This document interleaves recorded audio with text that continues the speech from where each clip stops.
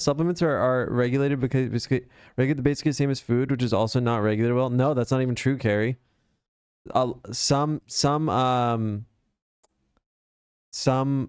aren't. Some are literally labeled not for consumption. Panda, panda, panda, panda. I got broads in Atlanta. Just to lean the family. Credit card.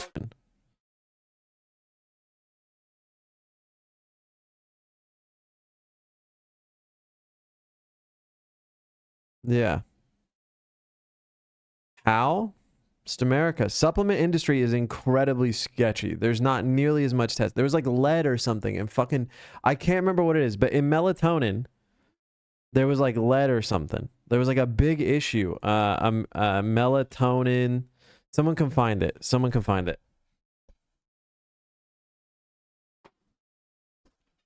There was like a big scandal with melatonin, I think. It was like a bunch of different things. Essentially, because of the failure, they're like finding like heavy metals and stuff in these supplements. Also, they were finding out that like people would abuse some that are like straight up bad for your liver and stuff.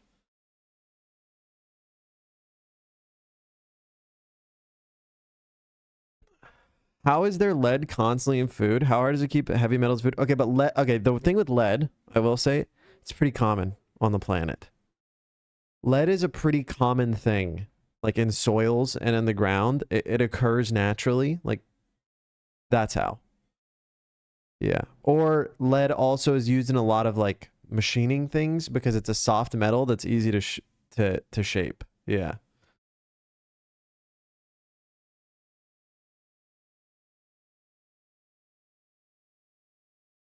Yeah.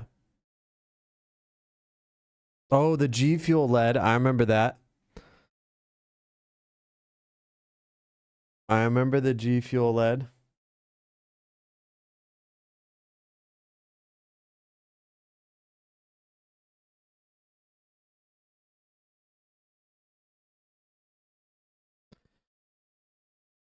All right, let's watch Pete Buttigieg.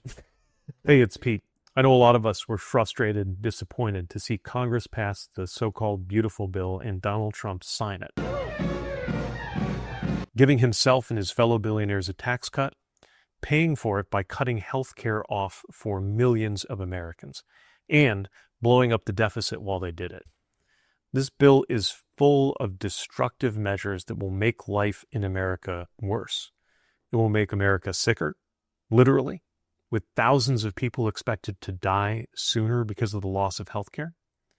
It'll make America hungrier, literally, by cutting food aid that goes to worthy Americans who need the help. All in order to make sure that the wealthiest get a tax break that they don't need and that many of them weren't even asking for. Seeing something like that, seeing Congress and the president break their promises and ignore the American people, is enough to make us question the basics of our democratic republic. But I think it's really important at a moment like this to understand that that's not the end, it's the beginning. It is too late to stop President Trump from signing that bill. But it's not too late to change what happens next.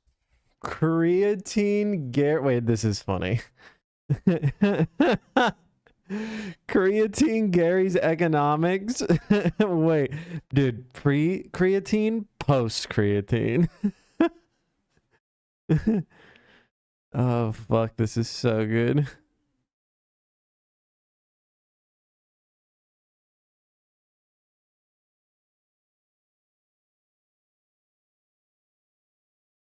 Many of the worst provisions of this law don't take effect for 1 or 2 or 3 years, which means it's not too late to elect leaders who will do something different. We can still change these policies.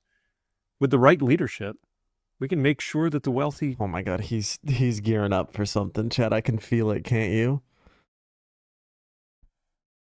Chad, I can feel he's gearing up for something. Oh no. Happens, I would cry. Yeah. It sucks that Brendan Urie is kind of a loser. He's such a good singer, but it sucks that he's like just not a good person. do pay their fair share. And we can save the lives of the Americans who are going to lose their health insurance in the next few years if this bill is not I do changed. think he did great things as mayor for his town, but the bar is so low in fucking Gary, Indiana. We can also change what happens politically, making sure there's actually a price to be paid for breaking your promises. It's not just Donald Trump who signed this bill, or Vice President J.D. Vance who broke the tie in the Senate so that this unpopular bill could pass. The Senate being evenly divided, the Vice President votes in the affirmative. The bill as amended is passed. It's my member of Congress, and so many members of The Congress melatonin thing results. Melatonin content was found rich of labeled content. Additionally, a lot of variable with product favors much force to the variability generally appear quarterly with manufactured product. Furthermore, serotonin are related. Divided A the supplements. No, there was definitely something about like lead or something. I can't remember. It was a long time ago. Around Not a this long time country ago, a few years. who promised not to cut health care and then turned around and did it anyway. I'll be very, very direct to look your viewers in the eye and say, unfortunately, the other party, that would be the Democrats, have chosen to try to scare constituents that your benefits, Medicaid is going to be cut. That is not true. I've been very clear in this, in that I will not support any proposal that cuts benefits or reduces services for Medicare or Medicaid. How much would you like to see cut from Medicaid? Well, there is zero Is there that video of Pete defending his work as a consultant? mention of cutting Medicaid. Maybe your member of Congress did that, or your senators. He's Now's totally a chance gonna to run. make sure that there is a consequence to that, a political price to pay for facing down the American South Bend, Indiana, not Gary. They're the same. people, increasing all of our costs through a higher deficit, and Indiana taking away just sucks healthcare as a from state. people No one cares. who need it. We can make sure that that isn't something you can just do and not pay a political price, but only if we step up. And that's If he runs, it's over for the Democrats. No, it's not. He'll get shit on again. not something that just happens a few People days don't before like him. November next year. It needs to be happening now. Every single Hivers day. like him, but they have no a power million right things are now. going to happen between now and next year's elections. We need to make sure every single day the American people are reminded of what happened and politicians are being held responsible. That's not up to anyone in Washington's halls of power. It's up to us. We decide what happens next. He's totally going to run for president, chat. He's gearing up, bro. He just kicked the thing into first gear. He's 100% running for fucking president. There's no doubt in my mind he is not running for president. Wait, chat, is the new RimWorld expansion out today? Wait, is the new RimWorld expansion out right now?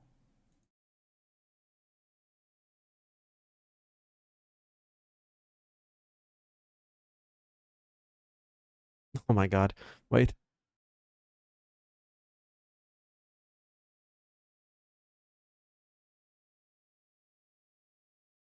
Where is it?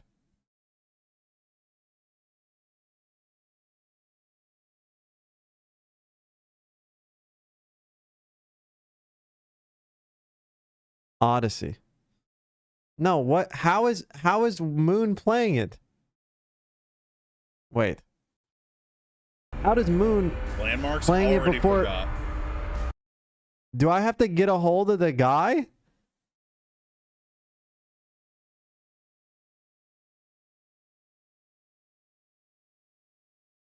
How is Moon playing it? What the fuck, Baldy?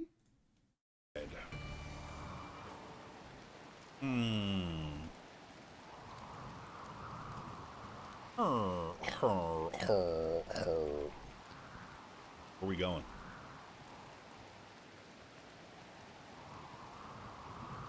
I wonder if we can land on trees. Yes. We will land. Damn, you on just these don't chunks. have that kind of motion. Who do I? Okay.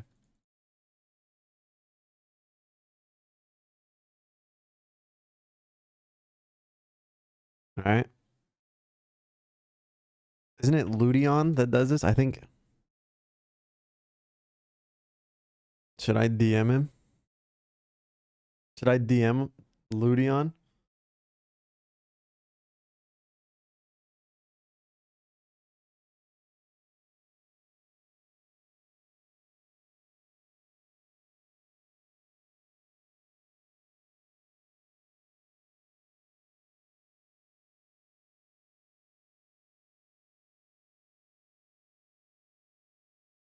I'm looking. How, bro?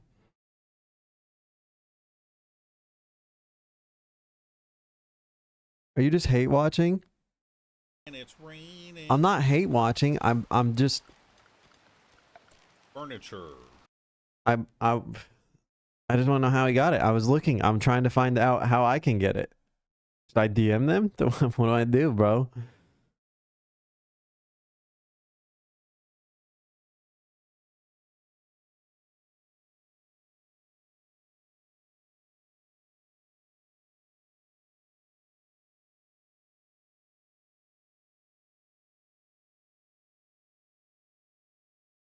How the fuck are there already full guides available? I'm jealous watching. Yes. Yes, I'm fucking jealous watching. All right.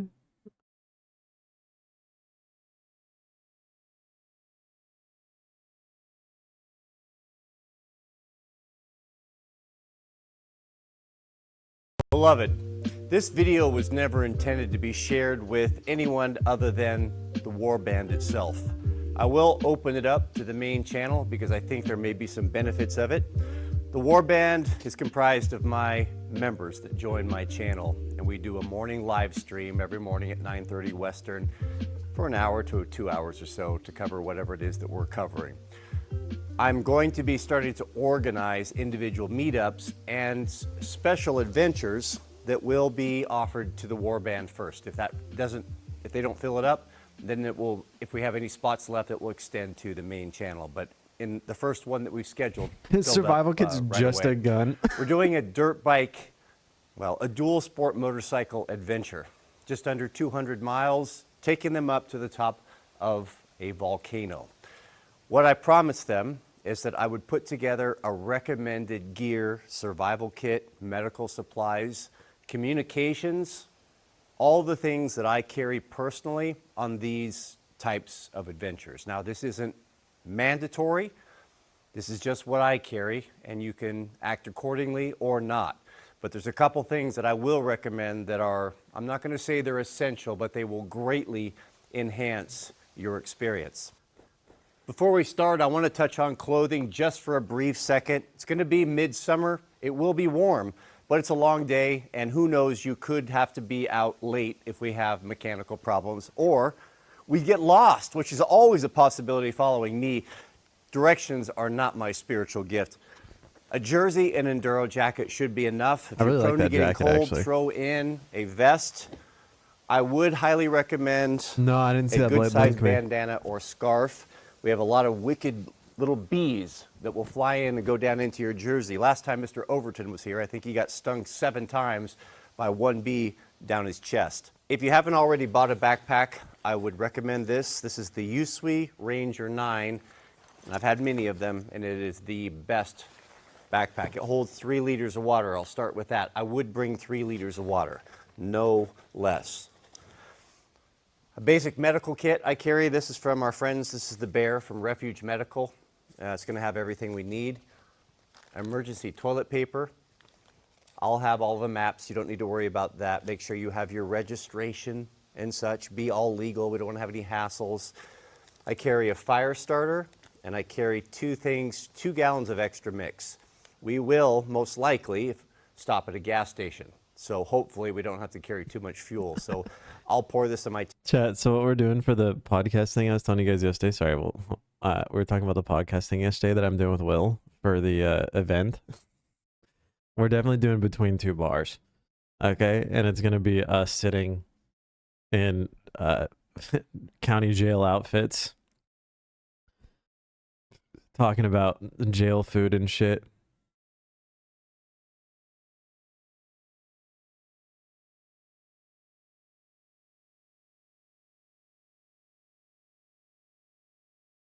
Should be fun.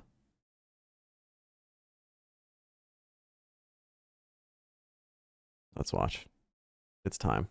We're all feeling a little bit disillusioned A little and bit. disheartened with the state of the world. Whether it's from the cost of living crisis, rising poverty and inequality, lack of access to healthcare and other public services, the climate crisis and increased natural disasters, loneliness and isolation, or the wealth of other issues that are currently plaguing human society. Across the world, people are feeling increasingly fed up with the status quo. So why aren't more people turning towards leftist ideas like anarchism or communalism, but instead turning towards fascism and right-wing ideologies? And how could we use the power of marketing to get them back?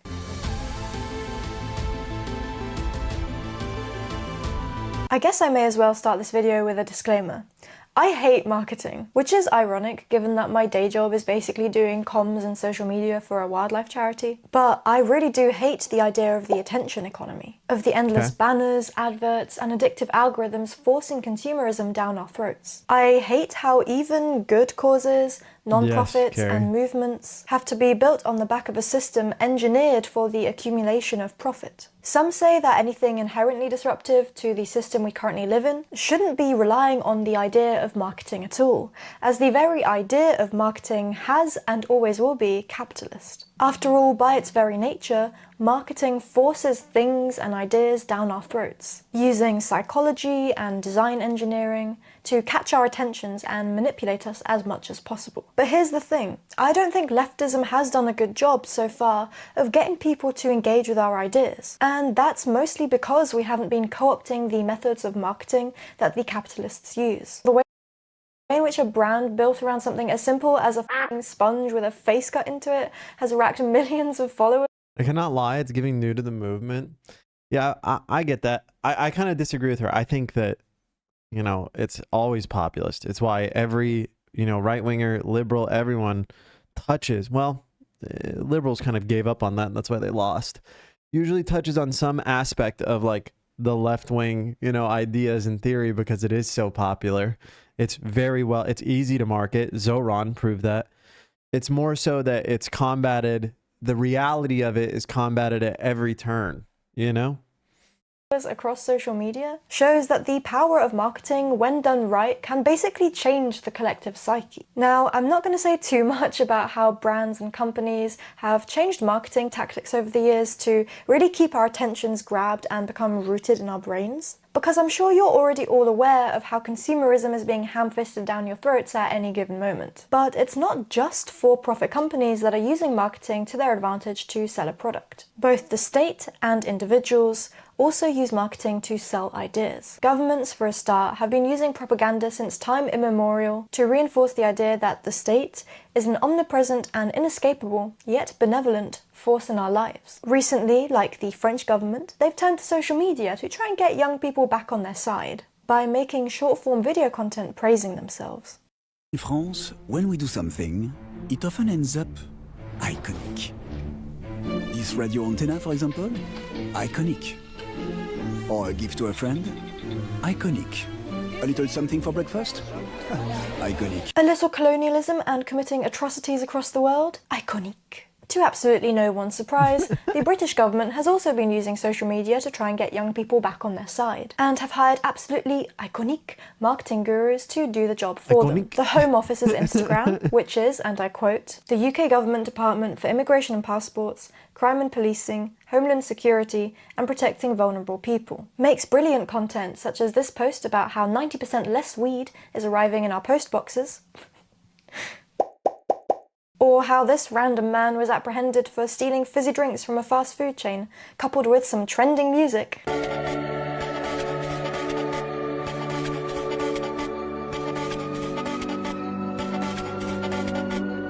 Over on YouTube, the Foreign Development and Commonwealth Office puts out bangers like this random one-episode cooking show in solidarity with Ukraine. Any mentions of Palestine anywhere, anyone? Talking about cooking shows, this seems to be one of the main ways the government thinks that they're going to get the general public to find our representatives fun and relatable, as when our now Prime Minister Wet Wipe Keir went on Channel 4 to cook a salmon dinner. Boris Johnson also makes an appearance making mince pies over on the Tories YouTube channel, and even millionaire Rishi Sunak, who has doubtless never cooked a day in his life, appears posing over some food he's cooked at some point during his PR campaign. Other branches of the state also try and fail to use modern marketing methods to get people to bootlick, like the police. Here, the Met Police shines a light on their brilliant and charismatic officers of the law.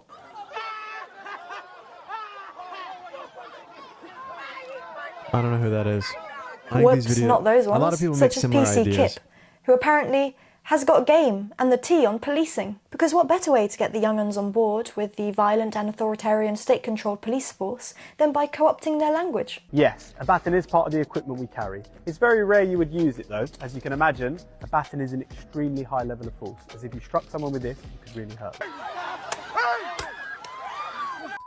At least citizens like middle-class Mike think this kind of video is excellent engagement. Other, more minor branches of the police have also put their marketing interns up to the task of making the police cool again. The Derbyshire Constabulary thinks that having police officers voice over sock puppets is going to win them brownie points. Allez, comme une fleur. Oh, look, comme une fleur. Alright ladies, listen, that hunky army sergeant sounds like a scammer. Whilst the Sussex police thought that glamorising wanted criminals would get them trending.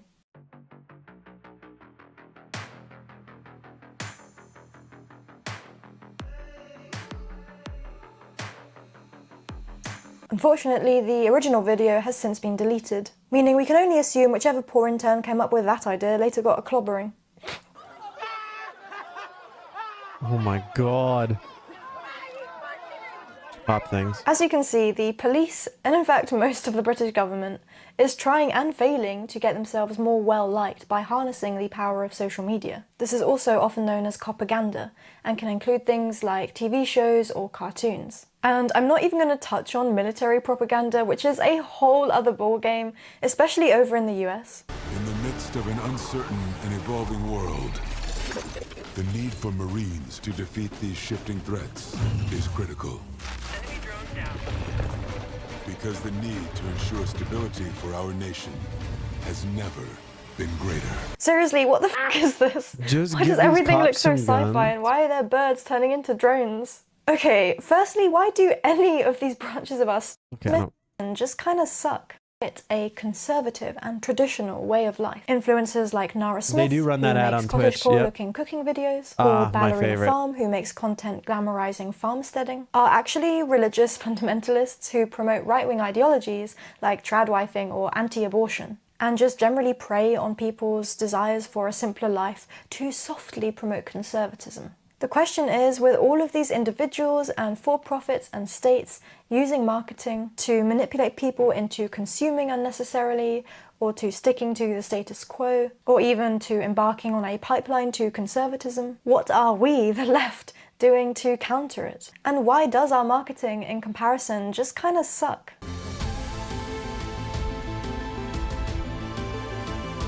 I'm not going to go into the whole history of leftist marketing because frankly we'll be here forever, and also I'm not a historian, but in general there are a few different ways that leftist movements have marketed themselves in the past. For example, there's the agitprop from the Soviet era, the three-word slogan of the suffragettes, the brochures and recognisable mascot of the Black Panther Party, and of course the evergreen symbols which have managed to root themselves into the collective psyche, like the raised fist against oppression, which has been used by anti-colonialist, anti-apartheid, Used by like every movement ever. Even right-wingers have co-opted this, I've seen sometimes. Black Power, and anti-fascist movements, amongst others. But with the rise of social media, which the right has managed to harness pretty well, what is the state of leftist marketing in the modern day? Firstly, I want to take a look at a space which you could say is adjacent to the left. And that is the space which philanthropy, charities, and most environmental organisations occupy.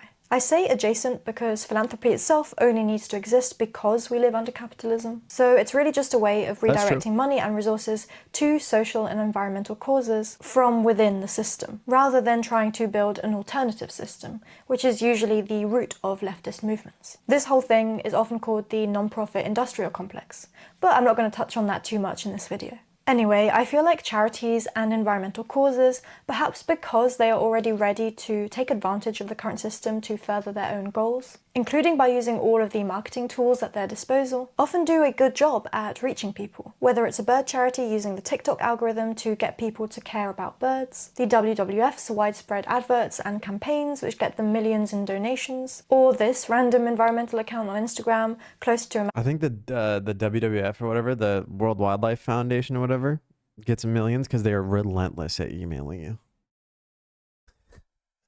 I made a donation to them once and they emailed me even after I unsubscribed for like 2 years. And they have more than one email. That's what's crazy. They have like a multiple plans of attack. Amassing 1 million followers. All of these environmental causes have managed to find a niche and utilize the capitalist tools at their disposal to market important themes and ideas. Unfortunately, although the environmental movement seems to have harnessed the power of marketing fairly well, environmentalism alone, especially the kind that is still rooted in a capitalist mindset, is not going to save us. We need a marketing strategy that is holistic, encompasses all of the ideas of the left, and presents real solutions to the real problems people are facing in their lives, with steps they can make to build a better world and make change. One movement on the left recently which has done this pretty well is of course the pro-Palestine movement, with social media accounts springing up everywhere, collaborating with already established activists. I think the reason that pro-Palestine got popular is not because of the marketing though. It's just by numbers, like sheer numbers, right? That the pro-Palestine growth of the movement, it just became unavoidable, right? Like it became an unavoidable reality, is like seeing what was happening and your ability to like I guess miss it was just something you couldn't, and it's like, yeah, it's an atrocity. Yeah.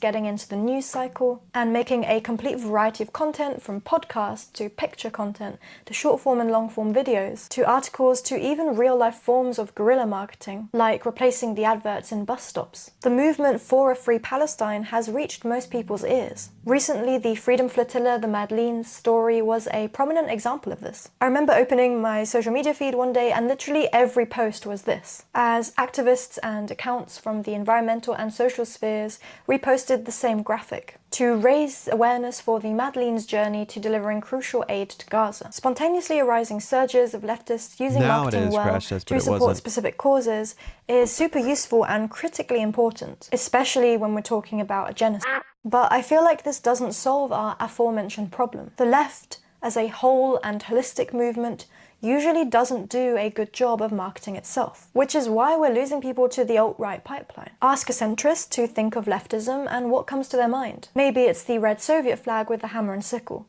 which in their mind could be tied to authoritarianism and communism. Maybe it's chaos and violent protests, which in their mind could be tied to the word anarchy. Or maybe it's just some dumb meme they've seen on Reddit about how wokeness is destroying everything good in their lives. That's not to say that all general leftist marketing does a poor job. We do have spaces with strong roots in place, like over here on BreadTube, with many BreadTubers discussing leftist ideas and tying these into real issues, solutions, and even other themes such as philosophy or pop culture. There are also many other social and climate and environmental activists on other platforms creating content to viral trends and audio in order to redirect people's attentions to social and environmental causes. And as mentioned previously, there are even other forms of marketing being undertaken, such as guerrilla marketing, where people remove adverts from bus stops and other places and replace these with meaningful messages. Yet still, even with all of this in place, we are seeing people turn the other way, towards capitalism.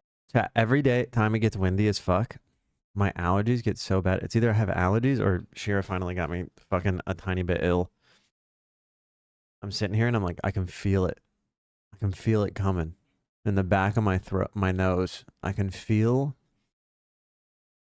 but it's super windy, so it could also just be that. This has happened every time it's got super windy, and it like blows a bunch of fucking pollen in my house. And the right. So why is this? Personally, I think there's a number of things going on here. One, people are confused by all the forms of leftism. With so much propaganda already thrown at them since childhood, the lack of clarity as to what exactly communism or anarchism actually are, and how these would look like in real life, especially how these would actually change people's lives for the better, only leads to confusion and frustration. People are already struggling with surviving under capitalism, especially the working class, so I completely understand why they'd fall into the trap of watching